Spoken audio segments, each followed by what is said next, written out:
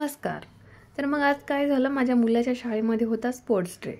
मग तो मला म्हणाला की मम्मी आज डब्बा देऊ नको, फक्त चॉकलेट बिस्किट वेफर्स वगैरे दे. म्हणलं ठीक आहे, देते म्हणलं. पण त्यांना काय माहिती असते ना, मुलांना खेळल्यानंतर भूक लागते वगैरे. त्याला म्हटलं मी त्यांनी जे सांगितलं होतं ते सगळं घेतलं. पण मी काय केलं, सोबत एक कोथिंबीरचा पराठा घेतला करून. हा कोथिंबीरचा पराठा खूप छान लागतो, एकदम सिंपल आहे आणि खूप असा क्रिस्पी आणि छान लागतो. मग मी पटापट काय केलं, चपाती लाटली, त्याच्यावर थोडंसं तेल टाकलं, मसाले टाकले आणि कोथिंबीर टाकली आणि त्याला चिरून असं लेअर बाय लेअर गोल गोल गोल गोल करून घेतलं. आणि मग छान त्याचा पराठा लाटला आणि त्याला दोन्ही साईडनं व्यवस्थित छान तूप लावून भाजून घेतलं आणि ते डब्यात टाकून नेलं.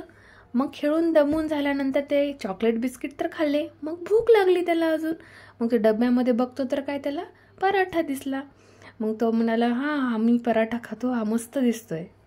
मग त्याने तो पराठा खाल्ला, त्याला खूप आवडला आणि सोबत त्यांच्या मित्राने पण खाल्ला त्याच्यासोबत.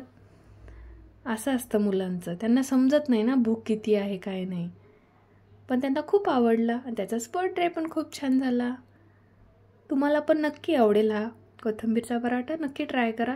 थँक्यू. Like and subscribe.